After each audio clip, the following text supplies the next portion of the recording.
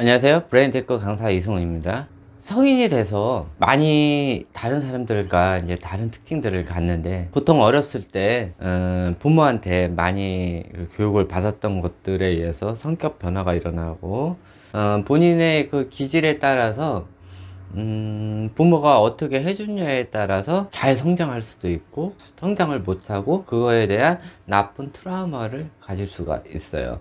그거에 의해서 20살이 넘어서 사회생활을 할 때 굉장한 어려움을 많이 겪는 사람들이 있고, 순탄하게 가는 사람이 있고, 또 주위 사람들을 불편하게 하는 이런 성향을 가질 수도 있어요.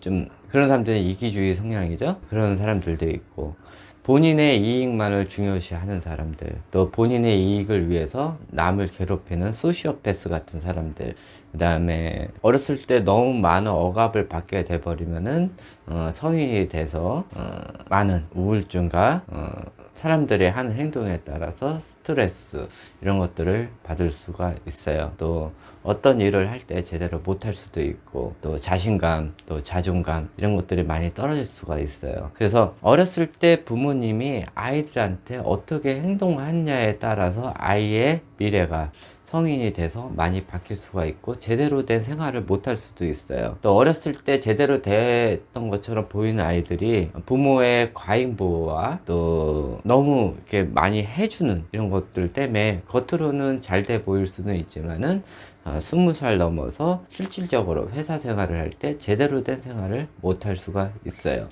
그래서 이 애착 관계나 아니면은 아이를 이렇게 보호해주는 단계도 웬만큼 하셔야지, 너무 많이 해주시면은 아이가 사회에 나가서 혼자 서기가 굉장히 힘들고, 또 어떤 일을 할 때 많은 두려움을 가져요. 부모가 없으면 못하게 되는 그런 성향을 보일 수가 있어요. 또 아이를 많이 학대하거나 때리거나 아이를 겁을 주거나 많이 훈육을 핑계로 많이 괴롭혔다 이러신 분들은 조금 많이 반성을 하셔야 돼요. 이런 아이들 같은 경우는 밖에서 새로운 환경이나 아니면 다른 사람이 자기한테 뭐라고 했을 때 많이 위축되고 어떤 거를 못할 수 있는 이런 상황이 될 수가 있어요. 굉장히 위험한 상태예요.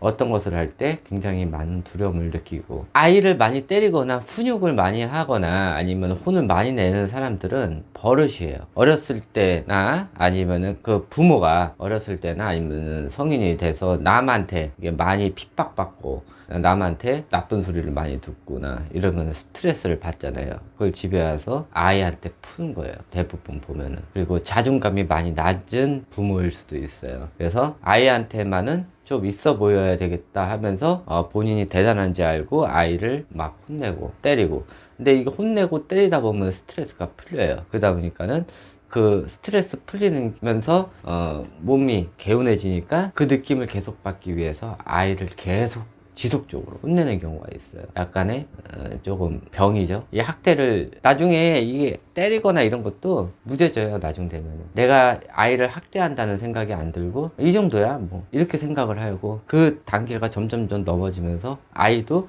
그에 대한 맷집이 점점점 늘어나요. 그래서 부모와의 관계가 멀어지고 아이는 좀 안 좋은 관계, 안 좋은 상태로 바뀔 수가 있다든지 아니면 정신적 이상 상태를 보일 수가 있어요. 이 부모 때문에. 학대도 버릇이에요. 스트레스를 풀다 보면은 즐거워요. 그러니까 이런 부모 같은 경우 조금 좀 정신 상태 감정을 좀 받을 필요가 있어요. 아이를 많이 혼낸다고 싶으시면은 본인의 심리 상태가 굉장히 안 좋은 상태예요. 이런 아이들은 커가지고 다시 결혼을 해서 애를 낳을 때 부모가 했던 방식을 그대로 하는 수도 있고, 부모의 했던 방식이 질려서 아예 정반대로 하는 경우가 있어요. 그러니까 이 부모가 했던 방식이랑 부모의 딸이나 아들이 했던 방식이랑 정반대일 수도 있고 똑같을 수도 있어요. 뭐 중간 단계는 없어요. 부모가 너무 심하게 했으면은 그거에 질려서 나는 이렇게 애 안 키울 거야 하면서 정반대로 하다 보니까는 나중에 본인의 부모랑 아이를 키울 때 많이 엇갈린 상황이 생길 수가 있어요. 이런 아이들이 이제 커가지고 이제 많이 학대를 받거나 아니면 많이 억압을 받거나 이런 아이들은 성인이 됐을 때 자존감이 많이 떨어져요. 특히 또 예민한 기질을 가지고 있는 사람들은 어떤 일을 하는데 좀 안정감 이런 것도 없고, 또 정착을 하는데도 시간이 오래 걸리고, 주위 사람들도 그런 거에 대해서 막 얘기를 해요. 너는 이런 거 하나 제대로 못하냐 이러면서. 근데 이런 거 얘기하는 사람들은 대부분 보면은 본인이 그 사람도 자존감이 떨어지는 사람이에요. 그래서 자기의 자존감이 떨어지고 이러기 때문에 또 이 자신감 같은 경우도 많이 떨어지는 사람들이에요. 자신감이 많이 떨어지는 사람들이, 자존감 낮고 자신감 떨어지는 사람들이 대부분 하는 스타일이 남을 깔아 뭉기면서 자기의 위를 올리는 스타일이에요. 그래서 이런 사람들 말 들을 필요 없어요. 대부분 보면 일 제대로 못해요. 그리고 자기 하는 일에 한해서는 막 하더니 또 자기가 모르는 거에 한해서 이제 남이 얘기하려고 그러면은 또 꿍 해가지고 또 뒤쪽에 있다가 또 혼자 몰래 막 뭘 배우면서 이제 또 이렇게 하면서 이 사람이 모르는 다른 분야를 배워요. 같은 분야인데 이 사람이 모르는 거를 해가지고 너 이거 알아? 이런 식으로 나가는 거예요. 이 사람이 모를 거 만한 거를 찾아. 그래서 이런 식으로 깔아뭉기면서, 이 깔아뭉기는 걸 좋아하는 사람들이에요. 그러니까 남한테 이렇게 많이 충고를 하거나 남을 이렇게 깔아뭉기면서 충고를 하는 사람들 말 들을 필요 없어요. 그런 것 때문에 자존심 상할 필요도 없어요. 절대 그러지 마시고, 이 자존감이 떨어지고 다른 거에 대해서 이렇게 조금 안착이 힘들다. 그리고 어떤 거에 대해서 금방금방 스트레스를 받고 자신감도 많이 떨어진다. 이럴 때는, 이러신 분들은 이것저것 여러 가지를 하시려고 그러기 때문에 그래요. 일단은 자기의 자존감을 회복을 하고 자기가 못하는 거는 인정을 하셔야 돼요. 저는 어렸을 때부터 암기력이 굉장히 낮았어요. 운의 타입이니까 암기력이 당연히 낮겠죠. 그러다가 20살이 되던 해 암기력이 제로가 됐어요. 그래서 저는 나는 암기는 안 된다 라는 거를 인정을 했어요. 그래서 다른 사람들한테 다 얘기를 하고 다녔어요. 난 암기가 안 된다. 그러니 암기에 관련된 거는 나를 시키지 말아라. 난 못한다. 대신 상황 판단 능력이나 아니면 어떤 거에 대해서 분석, 그 다음에 그래도 다른 사람보다 앞을 보는 능력은 뛰어나기 때문에 그런 거에 관련돼서는 날 시켜라, 이런 식으로 얘기를 했거든요. 저는 암기력이 안 되면은, 이 암기력이 안 된다는 것은 생활하는데 한 50%는 불편함을 안겨요. 지나가다 간판도 못 외워요. 동네 이름도 못 외워요. 또 어떤 거에 대해서 새로 배우려고 그러면은 여러 가지 용어들이 있는데 이 용어조차도 배우는데 막 6개월에서 1년 이상 걸려요. 외우질 못해요. 그래서 남들보다 더 뒤처지게 되는 거예요. 필기시험 못 봐요. 외워야 되니까. 여러 가지 시험들에 관련돼서는 다 빠이빠이. 자격증에 대해서도 빠이빠이. 못해요. 대신 한쪽 뇌를 못 쓰면 한쪽 뇌가 비약적으로 발달이 되게 돼 있어요. 그래서 저는 뇌에 대해서 배우기 전에 내가 좀 이상한 재주가 있다라고 생각은 했어요. 회사를 들어가더라도 보는 방법이 보통 사람하고 다른 거예요. 뭐 전체적으로 이렇게 좀 보다가 이러다 보니까는 내가 할 일을 자동적으로 보이게 되고, 전체적으로 회사 들어가는 흐름을 아니까는 회사 적응력이 굉장히 빨라지는 거예요.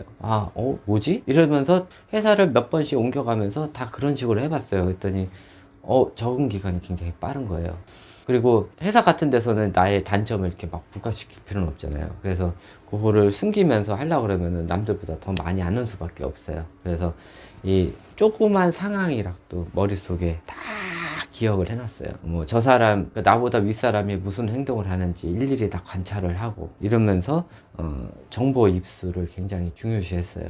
또 이 정보 입수가 많이 되니까는 그거에 따라서 경험적 판단이 늘면서 어떤 일이 생겼을 때 직관적 판단력이 늘면서 앞을 내다보는 그 기간이 길어지더라고요. 앞으로 무슨 일이 생길 건지, 그리고 사람들의 성격 파악 같은 거 하는 거는 옛날부터 제가 20살 때부터, 20살 이전부터 제가 좋아했었거든요. 그러니까 사람들 성격을 알다 보니까 내가 진행하는 일에 누가 클레임을 걸 건지까지 다 이렇게 파악이 되더라고요.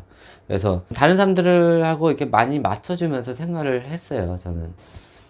단점은 단점대로 그냥 없다고 생각을 하고 생활을 했어요. 그러니까는 나름 자존감이 높아지더라고요.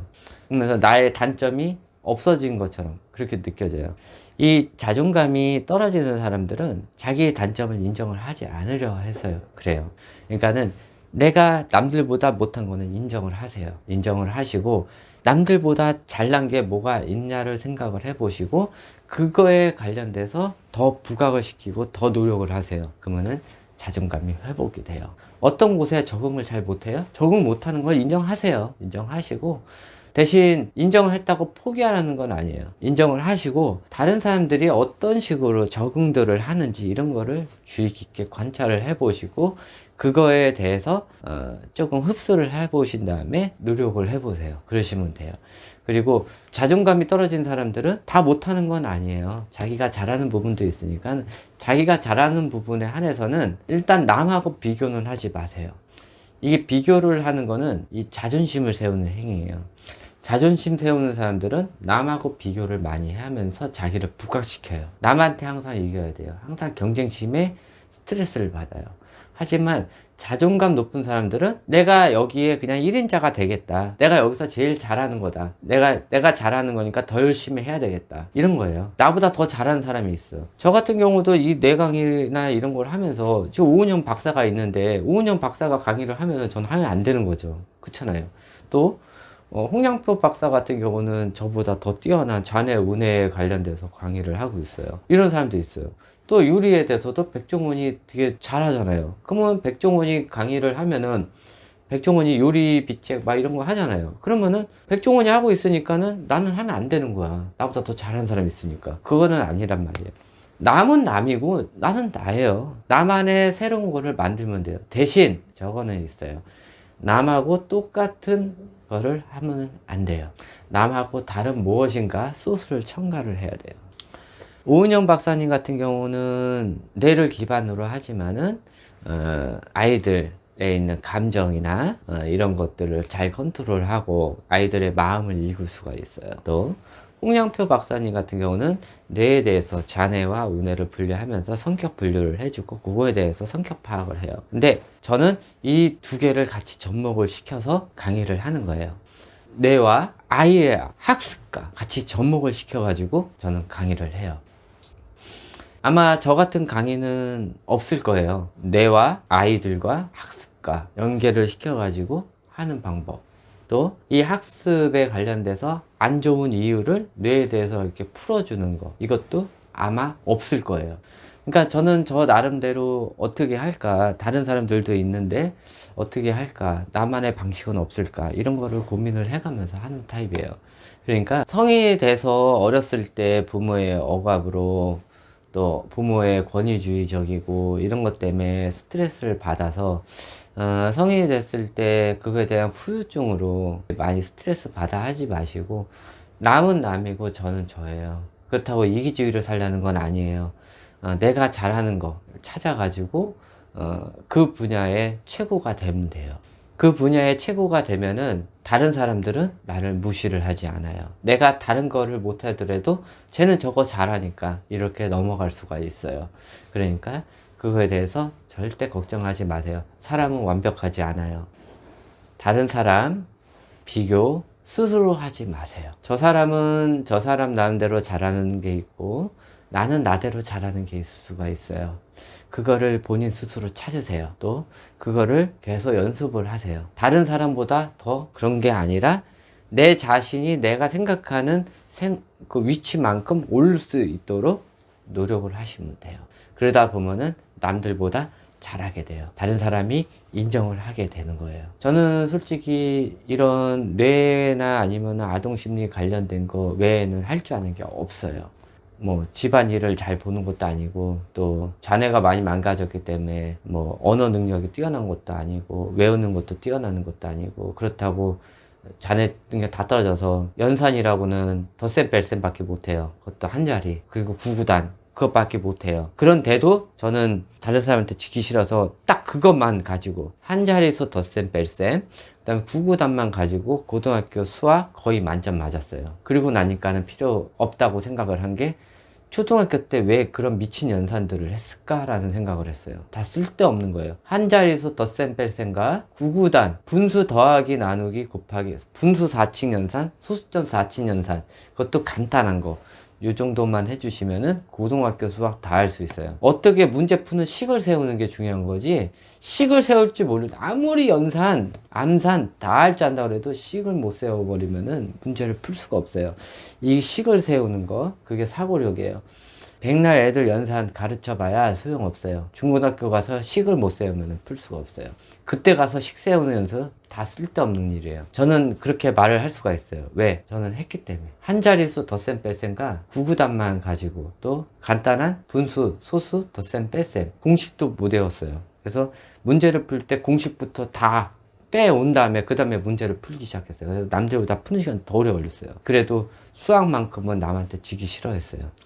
내가 최고가 되자 라고 생각을 하고 공식도 만들어 보고 막 이렇게 하면서 나만의 거를 찾았단 말이에요. 그러니까 성인이 돼서 좀 자존감 떨어진다고 너무 낙심하지 마시고, 또 남하고 비교를 해서 남보다 못한다고 또 낙심하지 마시고, 남은 남이고 저는 저예요. 그러니까 남하고 비교하지 마시고 스스로 비교하지 마세요. 그리고 내가 잘하는 부분에 한해서 내가 최고가 되세요. 그러면은 남이 나를 무시하지 않아요. 그러시면 돼요.